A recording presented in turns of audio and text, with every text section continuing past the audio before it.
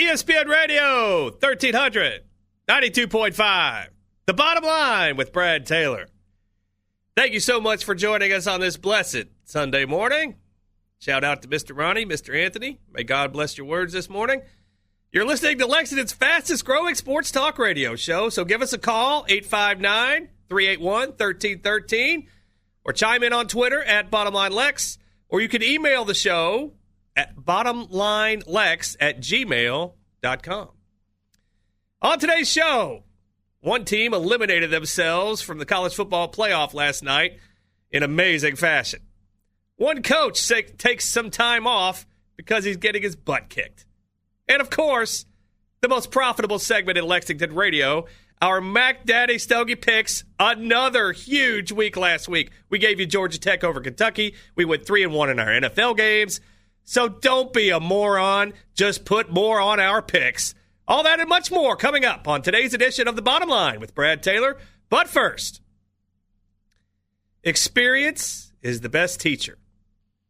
If you went to college, you probably had to read a bunch of books, many of which you don't even need today. But hey, don't knock the college hustle.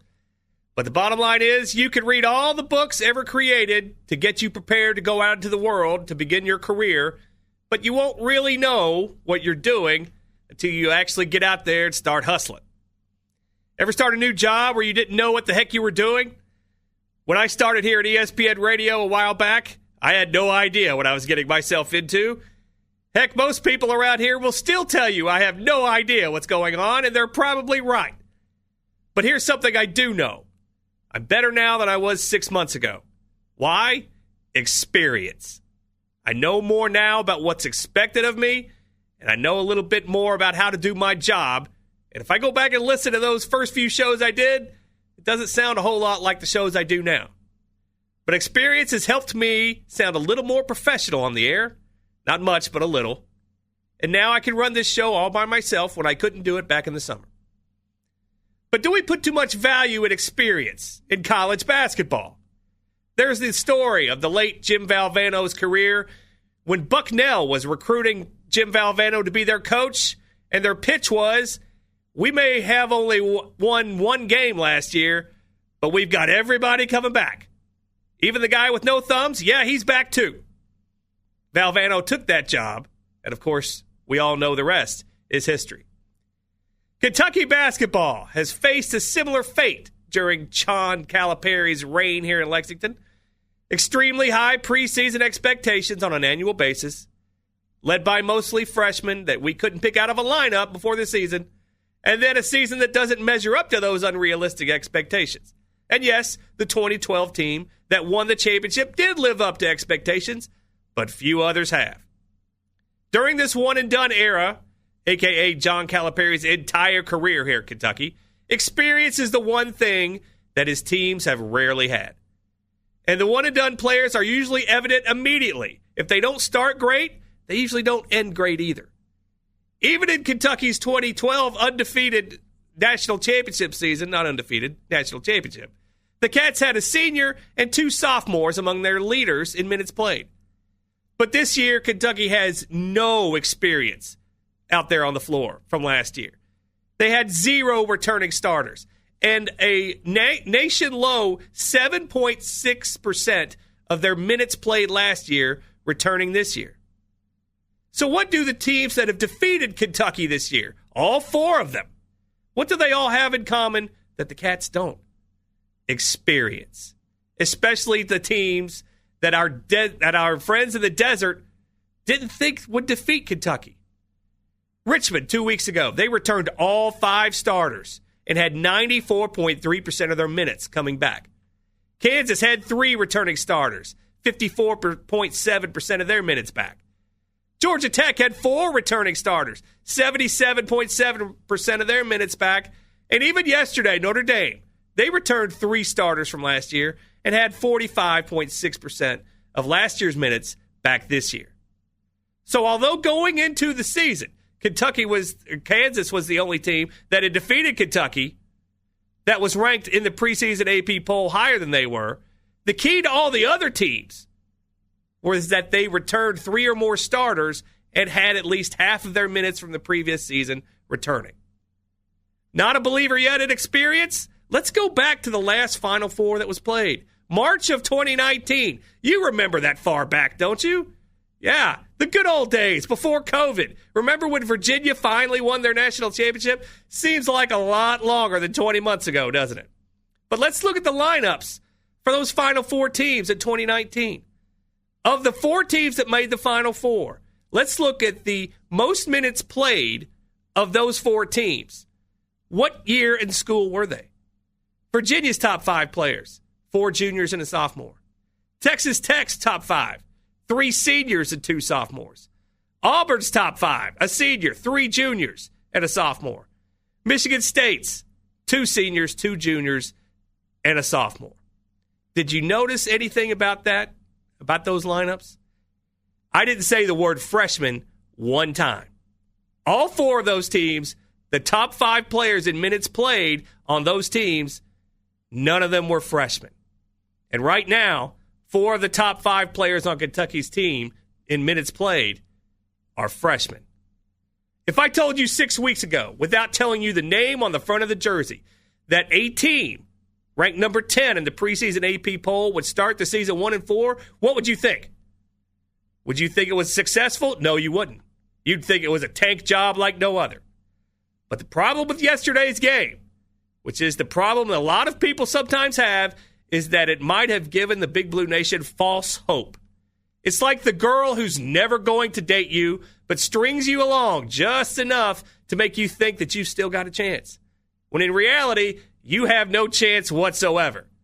So while you're home watching Golden Girls on a Saturday night, she's out partying and listening to ESPN Radio 1392.5, The Bottom Line with Brad Taylor. So in case you missed it yesterday and you've been living under a rock for the last 21 hours, Kentucky lost their 4th consecutive game yesterday to Notre Dame 64-63 in a game that the Big Blue Nation is actually looking upon as a positive experience that you can build from. What? How does a team get a positive experience from a game they were favored to win by 7.5 points out in the desert? It shouldn't, but the fans seem to be happy. That's flawed logic. So what kind of Kentucky basketball fan are you this morning? It's the old psychological dilemma and question that you hear all the time. Is the glass half full or is the glass half empty? If the glass is half full, here's what you believe. Oh, this team finally started playing great yesterday. Finally played defense in that second half. And Olivier Sarr, boy, he's the go-to guy. And now we've settled on Terrence Clark as the point guard. Go through these guys and let everybody else play defense because Kentucky outscored Notre Dame by 21 points in the second half yesterday, holding them to only 16 points in the final 20 minutes. And the game-winning shot was in the air at the buzzer. And if the Devin Eskew putback, that would have counted if there had just been 2 more seconds on the clock. By the way, if this is what you're thinking this morning, you probably also believe in unicorns, leprechauns, and pots of gold at the end of the rainbow, and enjoy Where's the Beef commercials. Let's look at the glass half empty crowd. The team is 1-4. Yesterday was the worst halftime deficit in Rupp Arena history, 22 points, and at one time you were losing by 24. You looked awful in the first half. Olivier Sarr is your only bright spot, and you're 1-4. The team is no better today than the night they played Moorhead. B.J. Boston, who I heard all preseason was a lottery pick, he hasn't been good at all. And Calipari can't decide on a rotation or a lineup to save his life. But what about this Olivier Sarr? He's the best player you've got, but he's a transfer from Wake Forest. Wake Forest never came close to a winning record, much less making the tournament while he was there. And Cal keeps saying, oh, we're young. But he chooses this route every single year. Why is everybody happy with the second half? You lost to a team in Notre Dame that had 7 scholarship players and had lost both games they had played against Power 5 teams before yesterday. And you know that the Big Blue Nation had to be beside themselves, down 22 at the half, at home to Notre Dame, a team in Kentucky that hasn't scored more than 64 points since opening night. This is the worst start for Kentucky in 36 years, which was the last year of Joe B. Hall. If you're a Kentucky fan, you should be upset and tired of this revolving door roster that leads to a difficult November and December almost every season, where fans are just trying to put faces to the new names in town.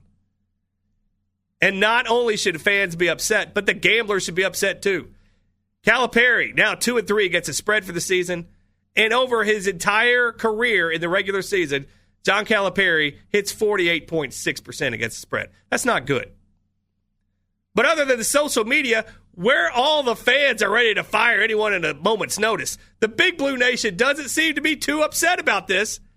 It's like when I was living in Atlanta during the Braves' 14-year division title run in the 90s and the 2000s.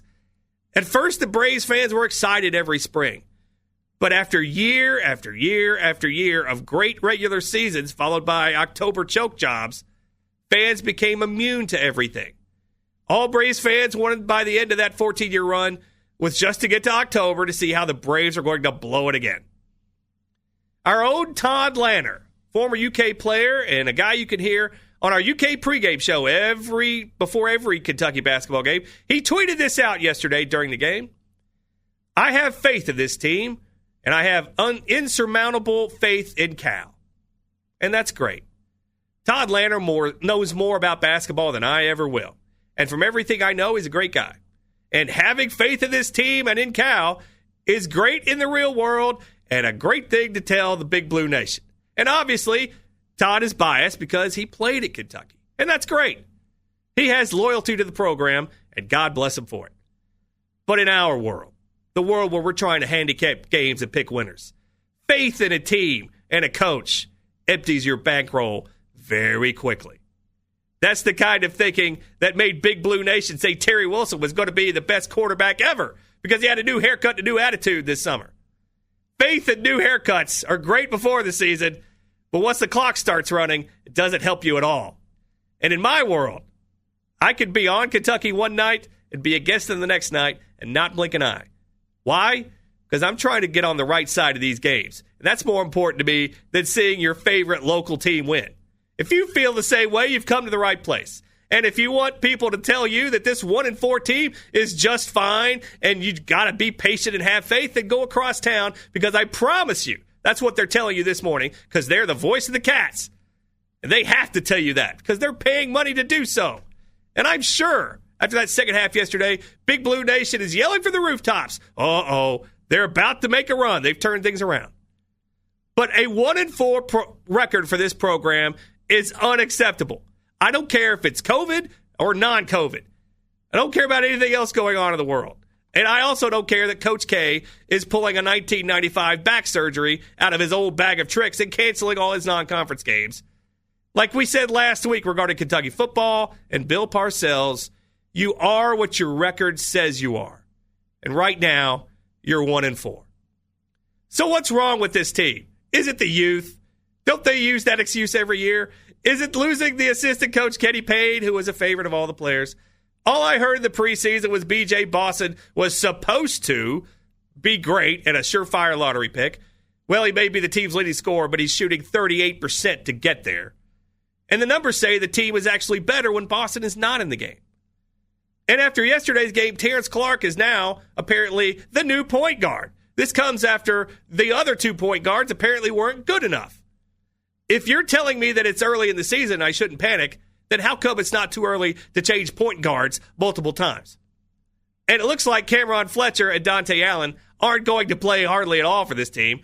Of course, after I saw Fletcher get yanked yesterday for allowing his man to shoot 3 open 3-pointers in 4 minutes, that was his ticket out of the game quick. But I go back to 2014 for all this one-and-done stuff. A year in which Kentucky was ranked number 1 in the preseason, but lost 10 regular season games.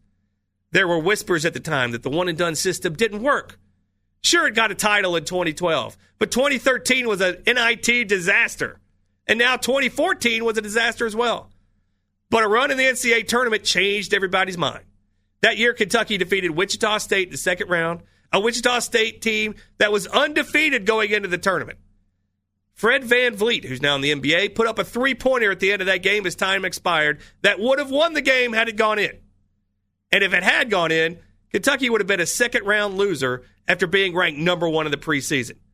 Do you think the one-and-done system would be as welcomed by the fans then? That 2014 run was the deodorant that covered the stink. And the one-and-done theory was here to stay, whether you like it or not. Across town, they're trying to tell you that betting on Cal will get you in trouble financially. Betting against him is not the thing you should do. And you should bet on him in the future. No, you shouldn't. I can rattle off all kinds of historical data, and I often do on this show. We're putting your hard-earned money on Calipari against the point spread out in the desert gets you in the poorhouse. But, of course, they'll tell you, oh, it's all going to be all right in March, because it always is. Is it? Moral victories should not exist at Kentucky. And we hear the same refrain, with so many new players, it's going to take a while. And we were also told not to pay attention to losing streaks. Seriously? You're 1-4. And the fans aren't even showing up to games, COVID or no COVID. They're still not filling up the allotted tickets that you can have at these games. But let's look forward at this team. We try not to look back. We live through the windshield, not the rearview mirror, but not too far forward.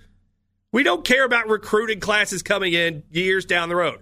I always thought the Big Blue Nation would rather finish number one in basketball recruiting rankings than win the national championship. And I'm not exaggerating that. What good is the future in college basketball? You can't worry about next year in life. You got to worry about now. Even the good book tells us not to worry about tomorrow. Tomorrow will worry about itself. Each day has enough trouble of its own. And I've heard Big Blue Nation, hardcore people, hey, that DeJuan Wagner Jr., he'll be here in 2023. Who among us is guaranteed to be here in 2023? It's 2020, and after this year, nothing is guaranteed. Forget 2023. The future is now. Your next two games, UCLA and Louisville. Do you win them both? I don't think so. In fact, if you ask me, you're probably going to lose them both. But what are people not talking about around here? Missing the NCAA tournament. Nobody has said a word about that yet, but it's a reality that's here. Let's say somehow you split the next two games, and then you start the season 2-5 heading into the SEC. You're going to need to go 13-5 in the SEC to make the tournament, or just flat out win the SEC tournament, and that's it. Oh, by the way, your only other non-conference game after UCLA and Louisville, Texas. And they're playing much better than Kentucky right now. Our friend Ken Pomeroy, the Lord and Savior of college basketball analytics, he currently projects Kentucky to finish 12-14, 10-8 in the SEC. Sorry, Big Blue Nation, 12-14 ain't making the NCAA tournament. COVID or no COVID. 2020 is a screwed up year, but it's the same for everybody. There's no excuses, unless you're Coach Krzyzewski at Duke, but we'll get to that later. This is a 1-4 team. Olivier Sarr is your only consistent scorer. You don't have a true point guard. Your other 2 point guards, Mintz and Askew, they're scared to shoot the ball. In fact, Mintz not shooting. Notre Dame was daring him to shoot yesterday in the second half. So let's look ahead. Kentucky, UCLA, in Cleveland next Saturday of all places. Don't sleep on UCLA. Currently on a 5-game winning streak with a decent win Friday night over Marquette. But what did we lead off this segment with? Experience. UCLA returns 5 starters from last year and 86.8% of their minutes played from last year. The only saving grace is Coach Mick Cronin. You remember him. He was at Murray State, then was at Cincinnati seemingly forever. Well, at UCLA, Cronin's cashing a lot of tickets. He's gone 22-13 against the spread at UCLA, including 5-1 this year. So he's cashing tickets when John Calipari's not. Both Ken Pomeroy and the ESPN BPI say UCLA will win this game. We think so too. Why? Experience is the best teacher. And that's the bottom line. ESPN Radio 1300, 92.5. The Bottom Line with Brad Taylor. Coming up after the break, more college basketball and some college football. But first, Whitetail Heaven Outfitters Outdoor Superstore. They had their grand opening back on Black Friday to raving reviews, and now their Christmas sale has started. They've got all kinds of equipment and apparel for the hunter and fisherman in your life for this Christmas season. I was in there a couple of weeks ago. They have their virtual archery practice range up, running in full force. It was incredible. And there are still a tent outside with post-Black Friday bargains as they're overstocked for the holidays. So go see our friends at Whitetail Heavens Outfitters Outdoor Superstore. They're located 3 miles south of Fayette Mall. And make sure to tell them the Bottom Line sent you. Coming up after the break, more college basketball, college football, and, of course, later on, our Mac Daddy Stogie picks right here on ESPN Radio 1300 and 92.5. ESPN Radio 1300, 92.5. 381-1313 with an 859 area code. If you want to join in on the conversation, make sure to follow us on Twitter at BottomLineLex. Email anytime, bottomlinelex@gmail.com. Well, Big Blue Nation, I'm going to be on your side for this one. For once. Don't think I felt like I was on your side in the first segment. I am on your side in this one. What's the topic? Coach K and the Duke Blue Devils. They've played 4 home games this season, and they haven't left town at all, but they're currently 2-2 on the season. Wins over 2 cupcakes and losses to Michigan State and Illinois, and the Illinois game was a 15-point blowout. Immediately afterwards, what does Coach K say? We shouldn't be playing.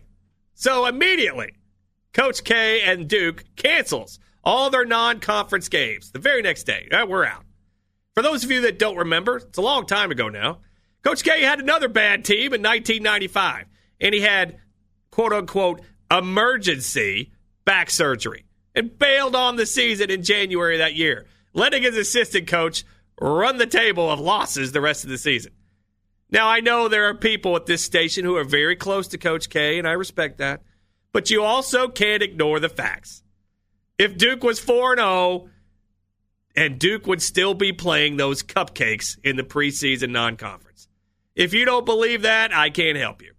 And you're talking to someone who cashed a lot of tickets and bracket pools by utilizing Duke from 1986 to about 1994. But as the old saying goes, show me a good loser, and I'll show you a loser. And that's Coach K right now. Alabama coach Nate Oates came out and said what we all were thinking when Coach K canceled those games, that he backed out just because he lost a couple of home games. And he had a good point. Coach K was one of those coaches saying that they had to keep playing at one point, but his tune changed. By the way, Duke travels to Notre Dame Wednesday night. Don't want to play cupcakes at home, but it's okay to travel 1,000 miles to play Notre Dame? Okay, Coach. Fan bases make the program. Just ask anybody at Rupp Arena yesterday. It's not the same. And you don't have the same daunting effect on opposing teams when you're the home team and you don't have anybody in the stands. And Duke, even more than Kentucky, has the biggest home court advantage of any team in America. And the Desert gives the Duke more points just for being at home than anyone else. Coach K should schedule one more non-conference game to replace the ones he canceled. He should call Alabama immediately. Something tells me Nate Oates will pick up the phone. The problem is, Coach K probably isn't going to call. But that's the bottom line. ESPN Radio 1300, 92.5. The bottom line with Brad Taylor. Other college basketball yesterday. Hey, we called it last week. Go back and listen to the show. We said number 6 Illinois would lose to Missouri. And by gollies, they did. Missouri was a 3.5-point underdog. They win the game straight up over an Illinois team that had just come off a win at Duke. Number 16, North Carolina. Number 17, Texas Tech. They won, but failed to cover. While number 12, Tennessee, who finally started playing this week, congratulations, and number 20, Florida State, they both won and did cover. Big week of college basketball, if all the games stay scheduled. Today, here's a game we really like today. Number 19, Richmond, travels to number 11, West Virginia. You remember Richmond, don't you, Big Blue Nation? Yeah, it was only 2 weeks ago. You remember them very well. Here's our trend for that game. Top 15 teams at home in cupcake season, a.k.a. non-conference, on their second or more straight home game, those teams cover 57% of the time since 2005, including 4 and 3 this year. We don't like to take a lot of favorites, but we'll take West Virginia as a 7.5-point favorite today. We think they're going to run Richmond out of the gym, something that Kentucky had no chance of doing. On Monday night, number 21 Rutgers goes to unranked Maryland. Hey, we'll call for the upset here. We'll take Maryland, unranked, over number 21 Rutgers. Tuesday night, unranked Clemson, number 15 Virginia Tech. Talk about a team flying under the radar. Clemson, they've defeated Mississippi State, Purdue, Maryland, and last night, Alabama so far this season. That was Clemson over Alabama in basketball, not football. Don't get carried away. That's the anti-Coach K schedule right there. So give us unranked Clemson on the road. They're going to take down Virginia Tech on Tuesday night. Thursday night, here's one you've been waiting for a long time. At least we have. Number 5, Kansas, goes to number 17, Texas Tech. The Red Raiders just waiting for this one. The number 1 defensive team in America in the Ken Pom ratings, Texas Tech is. So we'll take the lower-ranked team at home. It might be an upset, it might not. We'll take Texas Tech to defeat number 5, Kansas in this one. Then next Saturday, you have 3 very interesting games other than Kentucky and UCLA. Number 3, Iowa, plays number 1, Gonzaga on a neutral court in South Dakota because, as we all know, South Dakota is the haven for holiday tournaments. Iowa has the best player in this game. Gonzaga has the best team. It's not even close. We'll take Gonzaga. You'll have to give me 2 possessions if I take Iowa. And our 2 favorite coaches, number 18, Virginia, will play number 9, Villanova in Madison Square Garden next Saturday. Which 2 coaches in America are the very best against the point spread since 2005? The 2 coaches in this game, Jay Wright, Tony Bennett.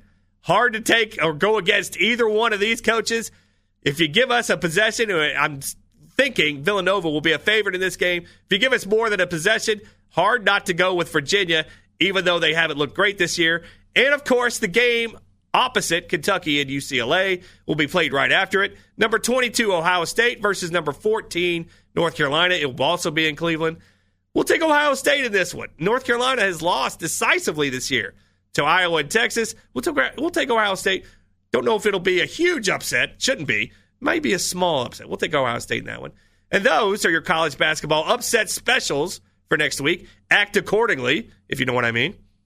ESPN Radio, 1392.5. The Bottom Line with Brad Taylor. Oh, yeah, they're still playing college football. Last week on this show, we tried to find the fall guy for Kentucky's football failures this season. It wasn't Lee Majors. It was the offensive coordinator, Aiden Grand, who was relieved of his duties about 4 hours after this show ended and less than 24 hours after Kentucky's final game of the season against South Carolina. So obviously this was in the works well before their final game last weekend.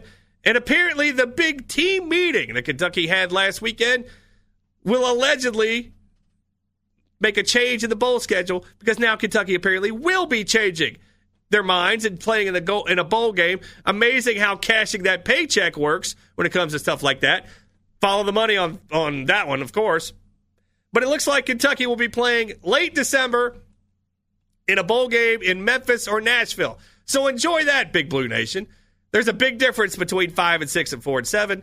So we'll hear about those matchups down the road. But as of now, it looks like Kentucky will be in a bowl game, Memphis or Nashville. Opponent to be determined. Probably in the next week, you'll find that out. And in other college football yesterday, number 6, Florida, should be absolutely ashamed of themselves for blowing their chance at the national championship against LSU in a game where they were favored to win by more than 3 touchdowns. Very nice. LSU upset Florida 37-34. 57-yard field goal with 23 seconds left. Set up by an unsportsmanlike conduct penalty when a Florida player threw an LSU player's shoes 20 yards down the field. Congratulations.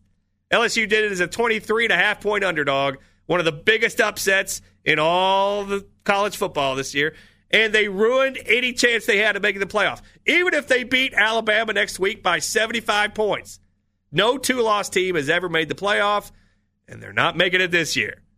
So Florida, thank you for playing. But next weekend is finally it, the final weekend, apparently, allegedly, of college football in a season like no other. Of course, Alabama and Florida will be playing down in Atlanta, always the toughest ticket of the year in the ATL. So an 8-2 Florida team should be ranked way behind a 5-0 Ohio State team, right? Well, the Big Ten, God bless them, they changed everything, and they got Ohio State into the conference championship game when they said 2 months ago, no, you can't play in the championship game if you don't play 6 games. Oh, Ohio State is our only chance to make it in? Well, let's change that rule so that we can get Ohio State the only chance we have of making the playoff. Let's make sure that they get in. You know, like cards under the table. Little $100 handshakes that they used to have here in the 80s in Lexington. Probably way before, way after. That's neither here nor there. As we always say, it depends on who you are in life. Look at those teams Ohio State's defeated this year. Nebraska, Penn State, who's way down. Rutgers, Indiana, and Michigan State. And 3 of their last 5 games were canceled. Yeah, they deserve to make the playoff. And they will if they defeat Northwestern in the Big Ten championship game last week. Like we said, it's all about who you are in life, because they would never have done that for teams like Iowa or Illinois. Of course not.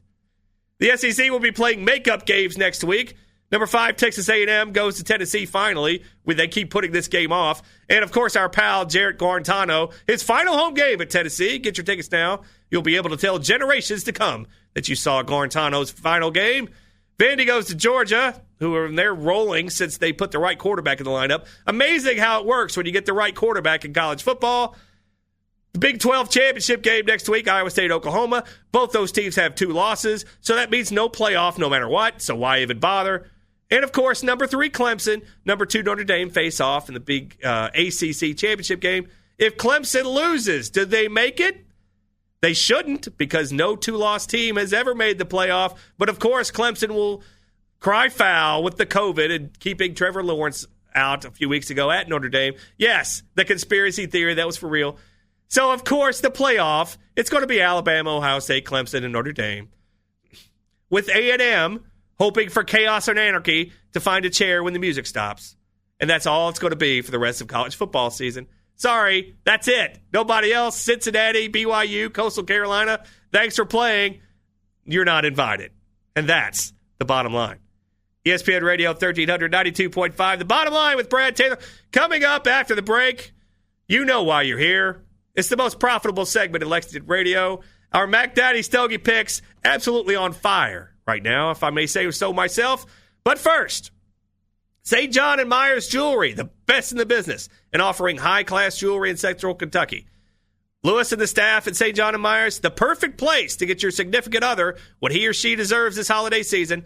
And if you order from their website, stjohnandmyers.com, use code LM150, and you'll get $150 off any order. That's a great deal for the holidays.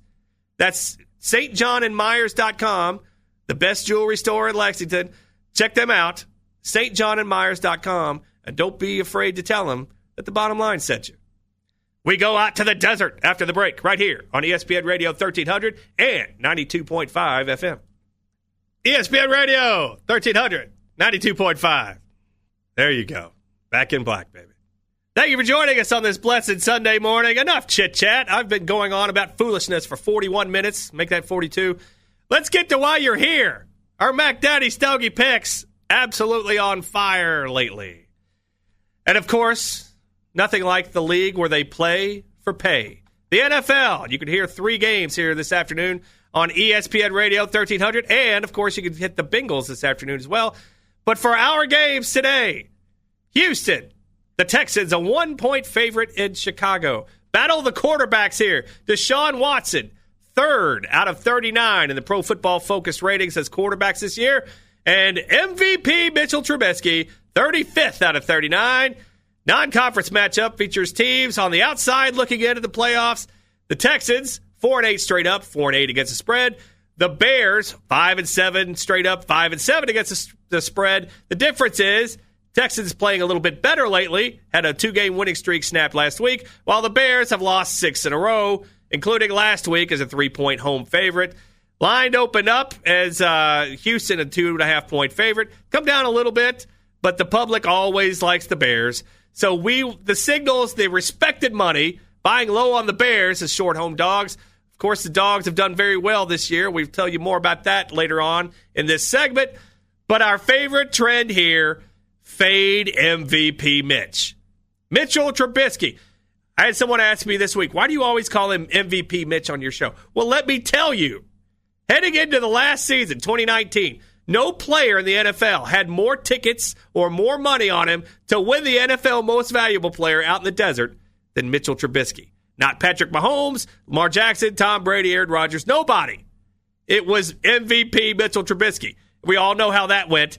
Since the start of the 2019 season, Trubisky against the point spread in his starts, 5-15 against the number. So is this a vote for the Texans? No, not really. They haven't been great shakes this year, but they've been better since they fired their coach. It's a vote against MVP Mitch. We'll take Deshaun Watson over Mitchell Trubisky any day of the week. I get the much better quarterback. Take Houston in a toss-up, basically, in Chicago today. Game number 2, the New York Jets, 15-point underdogs at Seattle. And why wouldn't they be? Russell Wilson, MVP candidate, 4th best quarterback in the league. Sam Darnold starting for the Jets, 38th best quarterback in the league. The Jets are 0-12, 4-8 against the spread, but they just fired their defensive coordinator in a heartbreaking, using that term very, very loosely, loss to the Raiders last week when they gave up a Hail Mary in the final seconds, but still managed to cover the spread. That's all we care about. Seahawks, 8-4 straight up, 6-6 against the spread, but they are coming off a humiliating loss to the Giants, a game that we picked correctly here on the bottom line, when they were 10-point favorites. Line open Seattle, 14-point home favorites.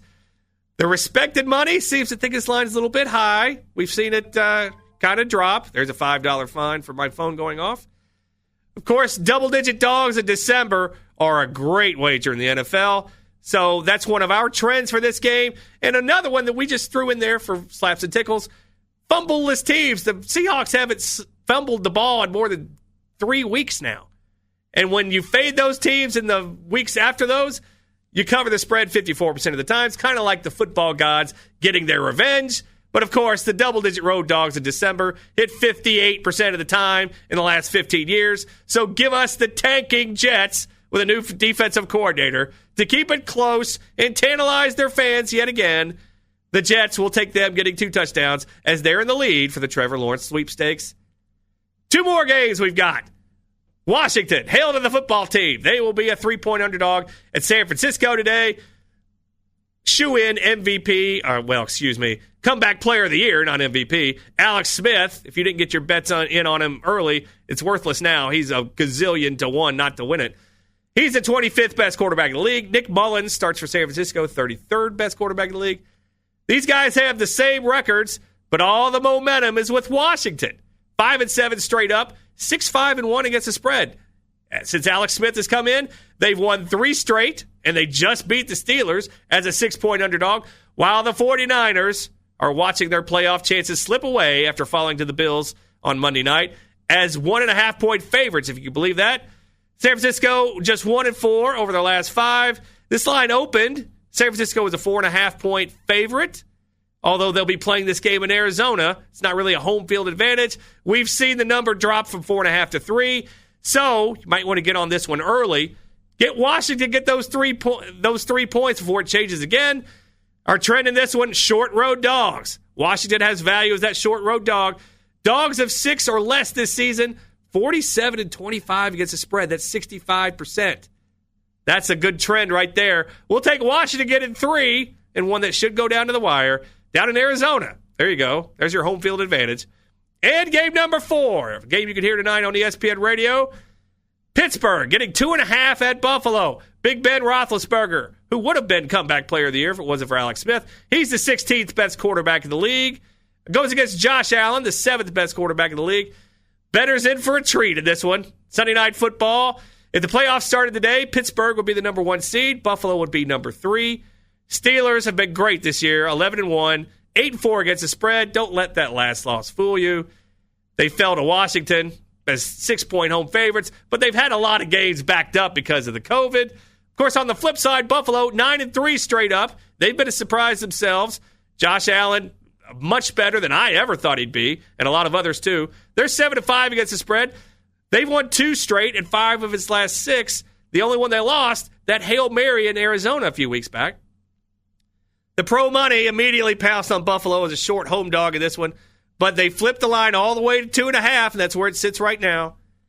Pittsburgh has value, and that's what we're looking for in this game. We've seen the total drop in this game.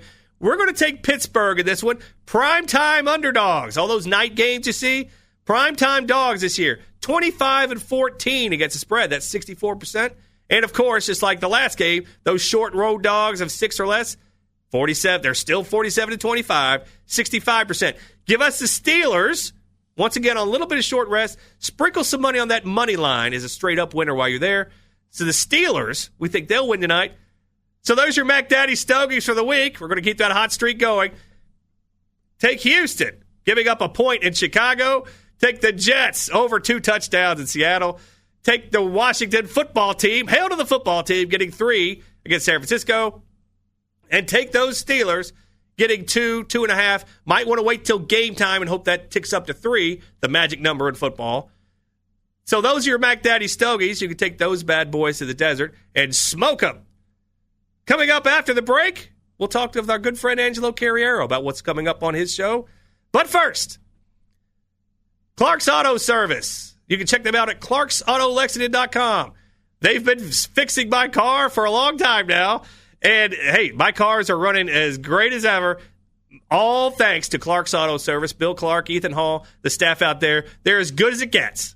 You can check out all their information, clarksautolexington.com. We'll get ready for the day on ESPN Radio right after the break here on The Bottom Line with Brad Taylor. ESPN Radio, 1300, 92.5. The Bottom Line with Brad Taylor. We're talking old school wrestling here in the studios, and that can only mean one thing. Angelo Carriero in the house. Angelo, how you doing, my friend? I'm doing well. Of course, if you say wrestling on this station, people know Angelo must be around. Of course, because some of us haven't watched wrestling since the 90s. You know, the good book tells us when when I was a child, I had childish things. When I became an adult, I put away my childish things. Wait. I quit watching when I was an adult, and then I decided that you're not an adult. That I never will be. Exactly. So why? We were talking about the old school tests of strength when the good guys would overpower the bad guys, and then the bad guys would kick it right in the groin and then point to the crowd as if they knew what they were doing. Talking about that, rest in peace, Tiny Zeus. Last name? Tiny Lister. Yeah, Lister. Yes. He was a wrestler against Hulk Hogan back in the day. No Holds Barred, the movie, I think was the name of the movie. It was a movie in 1988-ish, something like that. Yeah. Something like that. Angelo Carriero, at the top of the hour. Let's get out of this wrestling. I derailed your entire show. I'm sorry. Well, you've been sabotaging this show for a long time. What's coming up at the top of the hour on your show, Angelo? Well, Brad, I've got what I think is going to be an excellent show. It's up to you on whether or not you think it is. But I've got Coach Nathan McPeak of Frederick Douglass coming on, and I've got Coach Wes Johnson of Dunbar coming on to talk about their incredible seasons, making it to the state semifinals, and how their programs have been on the uptick. And then I'm going to give my comments on Eddie Graham, because right after my show, I actually alluded to it at the very end of my show last week, that Eddie Graham could be out of the door, and then about an hour later it became official. So I've had almost full 7 days to kind of sit and stew on it, and I finally have my opinion on the matter. He's the fall guy. Somebody's got to be blamed for the season. It's got to be him, right? That's basically the bottom line on that, right? If you say it's the bottom line, on the bottom line, then it's the bottom line. So the championships in high school, they're this week, right? Yeah, they're coming up this Friday and Saturday. Okay. So you're going to be there? Or are you going to be there with? I might be able to make it for the LCA game. Of course, just if it just comes to where there are no fans, I get credentialed, and there's only one Lexington school in it, unfortunately. But I think that we're all rooting for LCA about as hard as we can to represent Lexington the best way possible. Real quick, Kentucky basketball, they're 1-4. Mm-hmm. Did you see this coming? No. Are you panicking? No. Have you hit the panic button? No. Last time I talked to you, you said you had faith. You said you believed. Mm-hmm. Do you still have faith and believe? I do, in a sense of it can't get much worse, I don't think. 0-5 would be worse, but I mean, yes, you're right. By the way, you still owe me money for that Georgia Tech game last week. I haven't forgotten that one. Don't forget about that one. You're up to $20 in the hole right now. But yeah, so let's go forward. Next game, UCLA. Next game after that, Louisville. How many of those games do they win? I don't want to be the let me be the good guy on this show. 2-0, and we're going to finish the 2020 out with a bang. But I said just the opposite. I said you're not winning either one. No, I do think that Louisville can be a win. I for some reason Mick Cronin always does Mick Cronin things and plays tough and whatnot. I could see the UCLA game being tough, but just for the fan base out there, number one guy for Kentucky basketball, 2-0 in the year.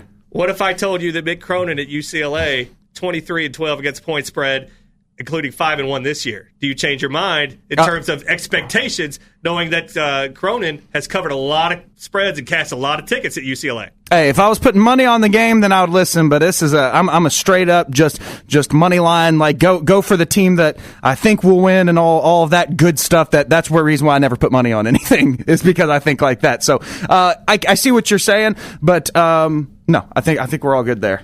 Make sure to tune in to the Angelo Show, where he'll tell you that he doesn't bet on sports, but he likes to pick the games anyway. I know you got the big pro football survivor pool coming up this on your show today. He'll be awesome as always. Make sure to listen. He's as good as there is in this business. Angelo Carriero. Thank you for listening to The Bottom Line with Brad Taylor. As always, you can follow us on Twitter at BottomLineLex. You can email anytime, bottomlinelex@gmail.com. And until the next time, as always, may the winners be yours.